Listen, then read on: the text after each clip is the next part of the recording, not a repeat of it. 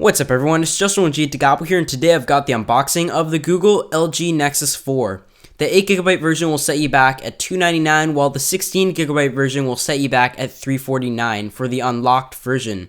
This is arguably one of the best smartphones out in the market right now, mainly because it has its pure Nexus Android experience running Android 4.2 Jelly Bean. The advantage to a Nexus device is that you will get the Android updates as soon as they come out from Google, and it definitely has a very nice skinless Android experience, very snappy and very nice to use. So now it's time to open up the packaging, guys. I'm going to run through the specs as we go, but for now let's just cut the tape and just lift off the box.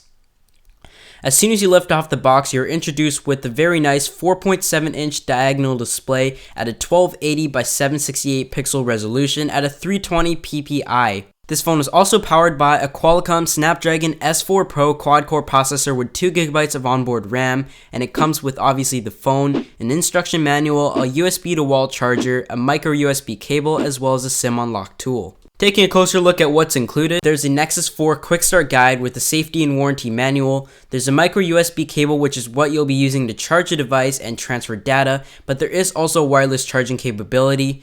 Now there's also the USB to wall charger, which is also great to see in order to be able to charge a device on the wall. And most importantly, we've got the Google Nexus 4 here, which comes in at just 9.1mm thick and weighs in at 139 grams.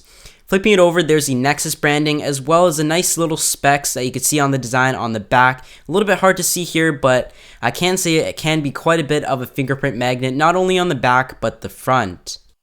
Moving on, now it's time to show you guys the first look as well as the setup of the device. So now it's just the first time we're going to be booting up the Google Nexus 4 here.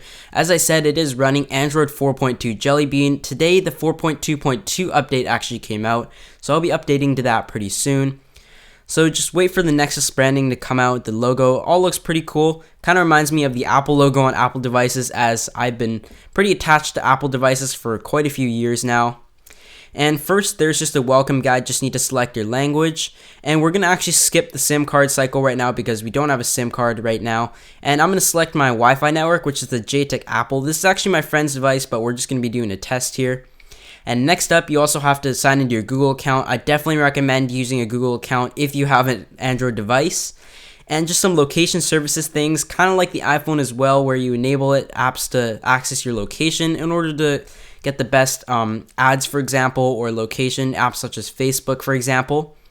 And just setup complete. So very simple, quick setup. And there we've got the very nice display. I have to say the display is very beautiful with a 320 pixel density, and first time using Android here, but I definitely really like the smoothness and snappiness of the pure Android experience. A 4.2 Jelly Bean, a Nexus device, is definitely something I really enjoy right off the bat. There's just the notification tabs, and as you know on the home screen of Android, something that you can't do on iOS devices is you can pick your widgets to put there, quick live widgets, and also the camera is a big thing about this. It features an 8 megapixel rear facing camera, which also has a photosphere feature, which is their version of the panoramic photo, as well as a 1.3 megapixel front-facing camera for Skype calls, for example, or just taking pictures of yourself.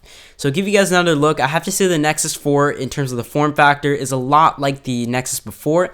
However, I really like the feel of it. It's very smooth, very seamless, and it also has some cool features such as wireless charging with the wireless orb that just became available, as well as NFC capability with Android Beam, which is still kind of in development phases. And overall, I really like the Nexus so far. And let me know if you'd like to see some more Android videos in the future. This is actually my friend's, however I do plan on picking up the next generation Samsung Galaxy S4, so be sure to hit that like button below and subscribe to my channel. I'll see you guys in my next video.